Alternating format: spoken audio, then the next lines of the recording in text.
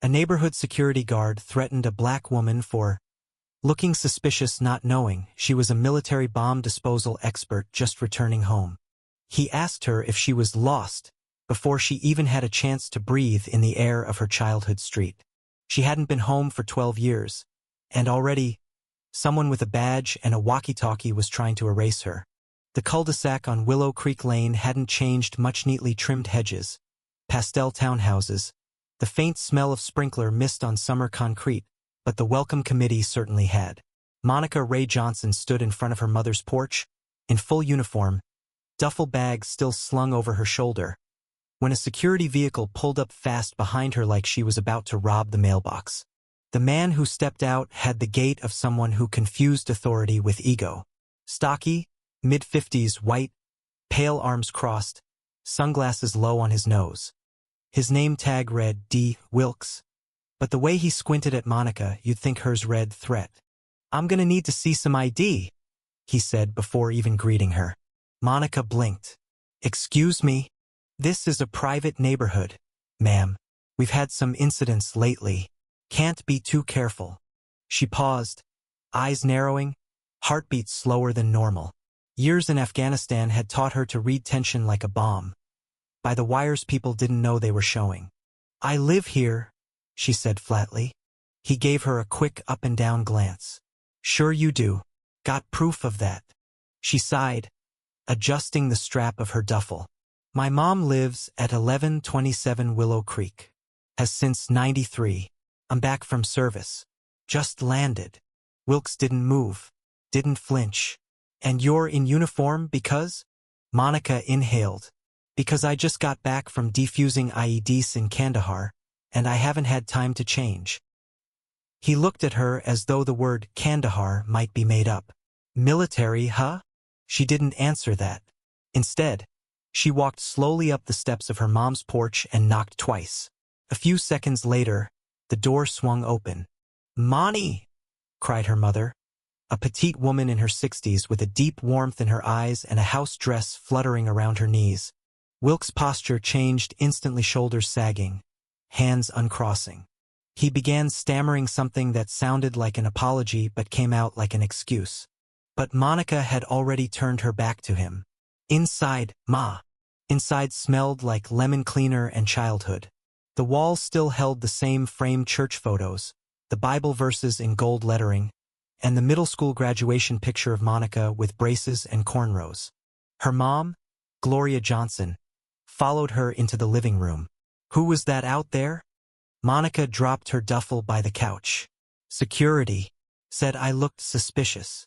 Gloria's face tightened. "What?" Monica didn't answer.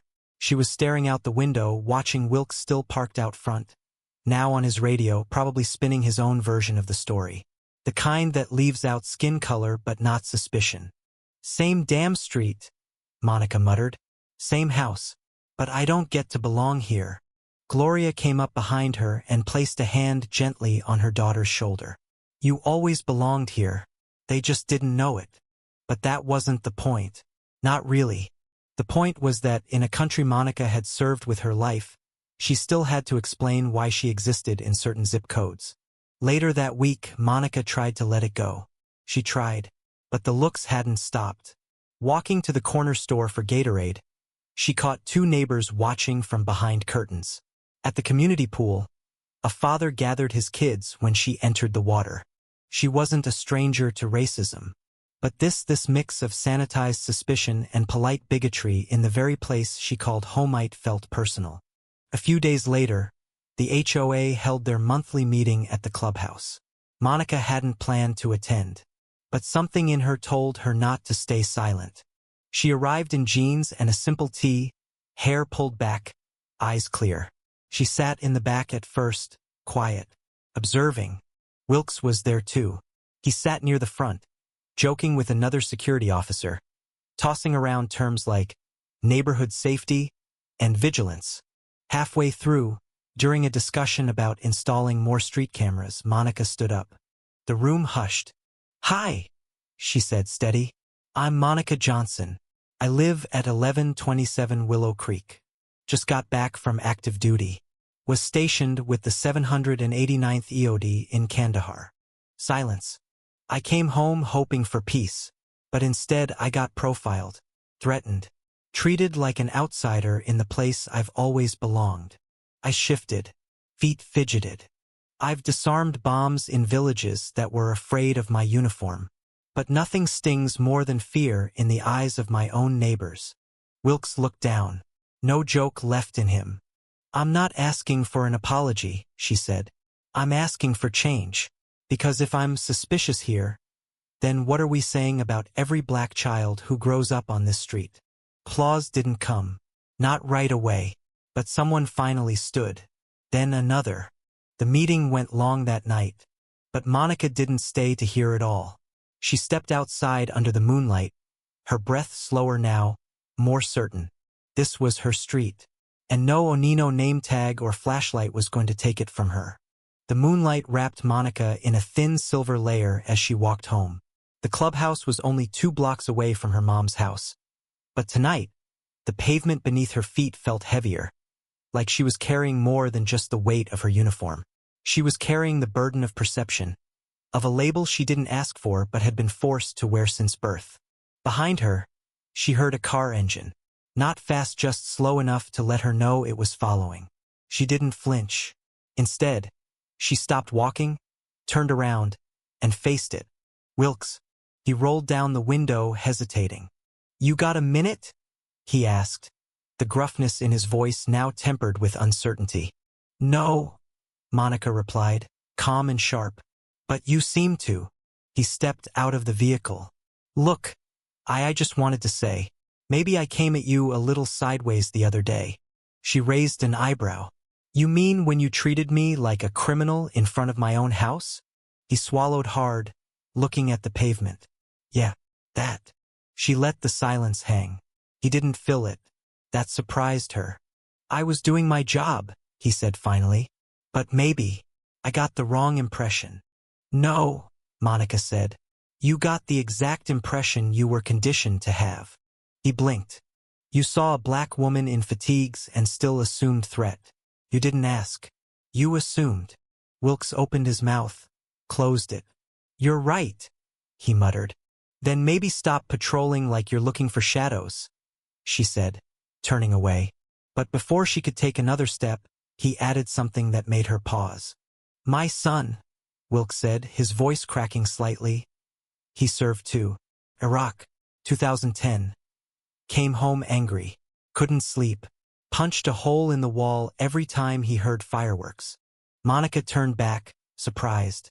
PTSD, he continued. We lost him last year. Suicide. The wind shifted. The streetlight above flickered once. I'm sorry, Monica said, her voice softening. No one comes home the same. Wilkes nodded slowly. Guess I didn't think. Maybe you were carrying that too. We all are, she said. The difference is, people like me carry it while being watched. He nodded again, this time slower. I'll do better. Start with listening, she said, and walked the rest of the way home in silence. Inside, Gloria was in the kitchen, humming an old Sam Cooke tune as she stirred something on the stove. The smell of garlic and tomato filled the air. You hungry? She asked, not turning around. Always, Monica said with a small smile. She pulled out a chair at the dining table, her body aching but her mind alert. The encounter with Wilkes had shaken something loose in her, not anger, but clarity. It wasn't about him. It never had been. It was about the system that gave men like him the power to determine who belonged. They ate quietly for a while. Gloria had always believed in silence as sacred space. Afterward, Monica helped with the dishes. As they dried the last plate, Gloria said, You gonna stay? Monica froze. For how long? For good, her mother said gently. This house, this place, it could use your strength. Monica looked at her. I haven't figured that part out yet. You will. Over the next few days, Monica began to notice small things. Subtle shifts. The neighbors who once turned away now gave tight nods. A few children waved at her from bikes. An elderly white woman down the block brought over banana bread, called her Miss Monica, and asked about her tours.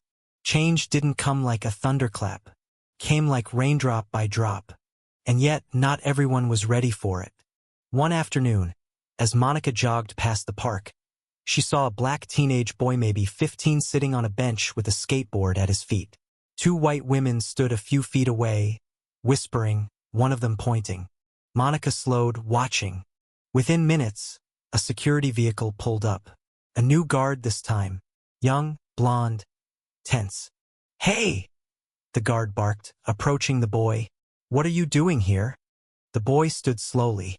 "Sitting." "Where do you live?" "Over there," he said, pointing vaguely toward a group of townhouses. "Name?" The boy hesitated. Monica was already moving. She stepped between them. The guard blinked. "Ma'am, I've got this." "No," Monica said. "You don't." She looked at the boy. "You good?" He nodded, his lips tight. "This your skateboard?" she asked. "Yeah." "What's your name?" "Tyrese." "Tyrese, go on home. I'll walk you if you want." He nodded again, picking up the board. The guard started to protest, but Monica turned to him with a stare that could melt steel. "Let me give you some advice," she said. "If your first instinct is to interrogate instead of protect, maybe you're not doing security. You're just playing cop in a safe neighborhood." The guard flushed. "We had complaints. From people who think black equals threat," Monica said.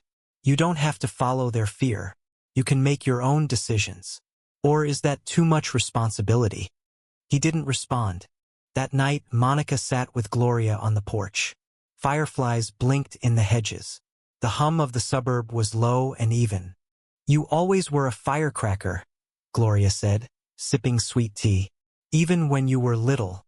Remember that time in 3rd grade when you told off the principal for not having books about Harriet Tubman in the library?" Monica chuckled. "He called you and said I was too assertive for my age. He wasn't ready for you. Neither is this neighborhood." Gloria turned serious. "Then make them ready." A week later, Monica started something she hadn't expected. She called it Voices on the Block, a small community dialogue circle that met twice a month at the clubhouse. The goal was simple: bring neighbors together to talk, listen, and actually see each other. Not through fear, through presence. At the first meeting, only 5 people showed up. By the third, it was nearly 30. White, black, Asian, Latino, retired veterans, teenagers, single moms. Even Wilkes came quiet at first, but present. They talked about everything: policing, race, identity, fear. The kind of conversations most neighborhoods avoided for the sake of politeness. She shared stories about war, about coming home, about being followed in stores, about being thanked for her service in one breath and questioned in the next. There were tears, laughter, long pauses, but above all there was change. One afternoon, Tyrese came by the house. His hands were fidgety, his voice low. "You really defused bombs?" he asked. Monica smiled. "Yeah, that's kinda awesome." She nodded. "You ever think about the military?" He shrugged. "Then do it," she said. "Don't let this place shrink you." He looked down. "Hard not to. I feel like I gotta prove myself every second." "I know," she said. "But you don't prove yourself by shrinking. You prove it by showing up anyway." That summer, Monica stayed longer than planned. Her mother's health stabilized. The garden flourished. And the neighborhood, little by little, started to bloom in a different way. One day, Wilkes knocked on the door. He held out a folder. "What's this?" she asked. "A proposal. Community training sessions. Anti-bias stuff. I figured you'd know better than me what to include. I want you to help lead it." Monica stared at him. Not because she didn't believe him, but because part of her had never imagined hearing those words come from someone like him. "You sure you're ready for that?" she asked. "No," he admitted. Monica took the folder. The work continued. Monica didn't just reclaim her place in the neighborhood, she helped redefine it. She started a mentorship program for local teens. Organized block-wide events where people shared their heritage through food and music. Created resource boards for veterans of color. And through it all, she still walked the streets each morning. Same boots, same backbone. The same woman who had once been seen as a threat now stood as a bridge. The irony didn't escape her, but neither did the opportunity. Because true service, she realized, doesn't end when you take off the uniform. Sometimes the real battlefield is the sidewalk in front of your own house. And this time she wasn't walking it alone. Monica didn't set out to become a symbol. All she wanted was to come home. But the idea of home had always been complicated for her, especially now. After years abroad, after everything she'd seen, carried, and returned with, home wasn't just a location anymore. It was a question. Would they let her belong in the same place she had once left in uniform? One afternoon in early September, she received a letter in the mailbox. No return address. Handwritten. She opened it cautiously. Miss Johnson, I don't know if you remember me. I was the one who closed the blinds when you walked by the first week you came home. I didn't wave. I didn't smile. I didn't want you here. I assumed the worst. I've never served. I've never left this block. But I've read every article about what you've done since you got back. And I want to say I was wrong. I judged you before I knew your name. Thank you for showing us who you are. And more importantly, thank you for staying. Sincerely, a neighbor learning to do better. She read it twice, then folded it gently, slid it into her Bible on the living room shelf. She didn't need to know who had sent it. That wasn't the point. The point was, someone had seen her, really seen her. That same week, she sat with Tyrese under the sycamore tree in the park. They met there sometimes now, talked about life, fear, the future. You ever think about leaving again? He asked. Monica took a deep breath, looking up at the sky, its cotton clouds barely moving. Every day, she admitted. Why stay? She smiled. Because leaving is easy. Staying means building something better, especially when they didn't expect you to. He nodded slowly, understanding in a way that didn't need words. I applied to the STEM Academy, he said quietly. They only take a few each year. That's amazing. I used your name as a reference. Monica blinked. You serious? You're the only adult I trust here. That hit harder than any explosion she'd disarmed. She reached out, bumped her fist gently against his. You're gonna do great, T. But not everyone shared her vision of progress. Flyers began appearing around the neighborhood, slipped under doors, taped on signs. No logo, no group name, just bold red letters that read, Keep our neighborhood safe. No political agendas. No military propaganda. No outsiders disguised as heroes. It was a gut punch. Not because of the words, but because it meant someone still believed the worst about her, no matter what she'd done. The next community meeting was tense. People whispered as she entered. Some avoided eye contact. Others nodded in quiet solidarity. Wilkes was already at the front, stone-faced, holding a copy of the flyer. This, he said, holding it up, is cowardice. He handed it to Monica. She stepped up without hesitation. I'm not here to be your hero, she said. I'm here to be your neighbor. A pause. And if that makes you uncomfortable, then maybe it's not me you're afraid of. Maybe it's the truth. A ripple moved through the room.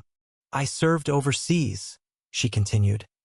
Not to be applauded, but so people could live without fear. And yet, right here in my own neighborhood, there are people who fear change more than they fear injustice. Someone in the back stood. A middle-aged Latina woman Monica had never met. You're not the problem, she said loudly. You're the reason this place finally feels like home. Another stood, then another, and then someone clapped. Not loud, not thunderous, but real. After the meeting, Monica walked out alone. The night air was heavier than usual. She sat on the bench just outside the clubhouse, heart still pounding, not from fear, but from the emotional labor of speaking when silence would have been easier. A man approached her, older, pale, with a kind face and a limp. You're Monica? He asked. I am. I'm Henry. Used to teach history. Army vet too. Korea. She smiled. Nice to meet you. He sat beside her slowly. I wanted to apologize for what happened at that first meeting. I didn't stand up, didn't say anything, just sat there and let Wilkes talk. You don't owe me anything. No, he said. But I owe myself better than silence. They sat for a while, the quiet settling around them. I remember what it's like to come home and not recognize the country you fought for, he said. She nodded. Feels like fighting in a different war. The turning point came a month later. Monica was returning from a mentoring session when she heard shouting near the corner of Oak Ridge and Thornwell. Two teenagers, one white, one black, were arguing. Loud, physical. Several neighbors watched from porches. No one moved. Monica stepped in fast, separating them. Hey, stop. Both of you. The black teen Tyrese's friend Jordan was shaking with rage. The white teen Derek had a bloody lip. He called me the N-word, Jordan spat. Said I don't belong here. Monica turned to Derek. Is that true? The boy looked away. Apologize, she said. Nothing. Monica sighed, pulling out her phone. Who you calling? Derek asked, alarmed. Your parents. That night, Monica sat in the Johnson living room with Derek's mother and father. Gloria nearby, arms crossed. This isn't about one word, Monica said. This is about what your son's been taught to believe. Derek's mom, thin, tired eyes, corporate suit, looked pained. We don't teach that at home. Maybe not with words, Monica said. But what about what you don't say? What you let slide? Who your son never has to sit next to in school, in church, in your dinner conversations? Derek's father finally spoke. What do you want from us? Accountability, Monica said. And action. She handed them a flyer for Voices on the Block. Bring him, she said, rising. Let him see who we really are. Derek showed up. Not the next meeting. Not the one after. But eventually he came. Sat in the back. Said nothing. Watched. Tyrese refused to sit near him. Jordan kept his eyes sharp. But Monica nodded at him. And that was enough. 3 meetings later he stood up. I didn't know, he said, voice shaking. I thought I did. But I didn't. Jordan stared. Tyrese leaned forward. I want to do better, Derek said. Not just say sorry. Learn. By winter the block looked different. Subtle things. Kids playing basketball together, black, white, brown. The HOA approving a Black History Month event, planned by Monica and the youth council she helped start. Wilkes retiring and recommending a younger, more diverse replacement force for neighborhood security. And most importantly, no more flyers. Instead, a banner hung in the clubhouse window. All neighbors welcome. No exceptions. On the anniversary of her return, Monica stood outside 1127 Willow Creek, watching the sun rise behind the houses. Her mother stepped out, wrapped in a thick robe. You proud of yourself? Gloria asked. Monica didn't answer right away. I'm not done yet, she said finally. But yeah, I think I am. They stood there a while, 2 women who had seen the world's worst but still believed in its possibility. I made a decision, Monica said. To stay. To build. Here. Gloria smiled, eyes brimming. And so Monica stayed. Not as a soldier.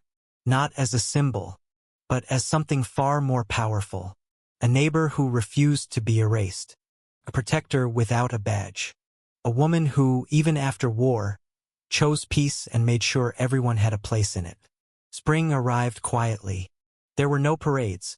No ceremonies, just small signs that the neighborhood Monica once feared wouldn't accept her had begun to evolve. Lawns were better tended, not out of pride but out of shared purpose.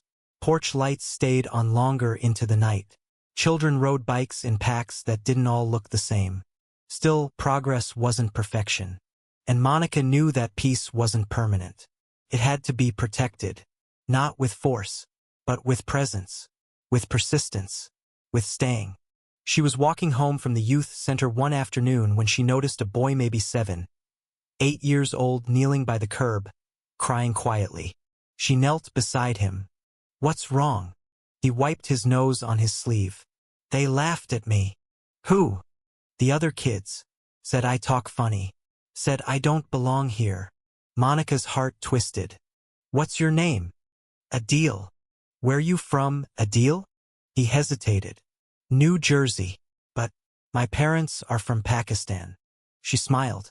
You know what I used to get called when I moved back here? He looked at her. A ghost. A threat. A mistake. And now they call me Monica. Adil blinked. That's your name, though. Exactly, she said. It just took them a while to say it right. He gave a half smile. You hungry? He nodded. They walked together to the Johnson home, where Gloria made grilled cheese like it was an act of revolution. Monica soon realized Adil's story wasn't rare. The neighborhood was changing not just racially, but culturally. Afghan families, Haitian newcomers, a gay couple on Cedar Lane, a deaf woman who opened a flower shop. And with every new arrival came the same subtle question. Would they be welcomed or merely tolerated? Monica made sure of the former. She started a local coalition, Unity 1127, not a nonprofit, not a charity, just a monthly gathering in the community center with one simple rule. Come as you are. Leave with someone's story. They cooked food from their countries, shared stories of migration, war, joy, fear, love. A teenager read a poem about losing her brother to police violence. A veteran sang a country ballad he wrote in rehab. A Muslim father cried as he recounted how his daughter learned to hide her hijab at school. Every voice mattered. No one interrupted. No one needed to agree on everything. They only needed to listen. One night, after a meeting, Tyrese lingered. He'd grown taller, voice deeper, but his eyes held the same fire. You know, he said, this thing you built, it's bigger than you. I didn't build it, Monica said. We did. He nodded. Still, it started with you. She looked out at the community center, the windows aglow. Not bad for a girl who almost got arrested just for walking down the street. Huh? Tyrese smirked. Not bad at all. But peace, Monica had learned, never stayed undisturbed for long. It came in the form of a developer. A man in a pressed suit and two white teeth who showed up at the HOA meeting with a plan. Willow Creek is a sleeping asset, he said. With the right upgrades, this neighborhood could triple in value. New condos, boutique cafes, maybe a tech hub. He smiled like he was offering salvation. But that means rezoning, he added. Relocating certain residents. Redeveloping underused lots. Monica stared. You mean pushing out the very people who gave this place a soul? Let's not be dramatic, the man said. Wilka surprisingly was the first to object. We've finally got something good going here, he said. You want to turn it into another overpriced zip code nobody can afford to live in? But not everyone was so sure. Some HOA members were tempted.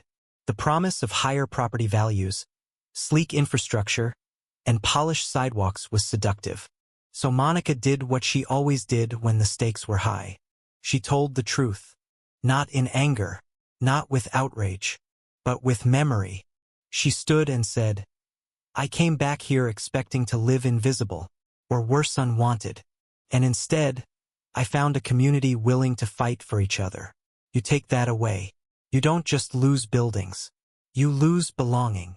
The vote was close, but the people chose home over profit. The developer left, and Monica exhaled. Months passed. Unity 1127 became a citywide movement. Other neighborhoods copied the model.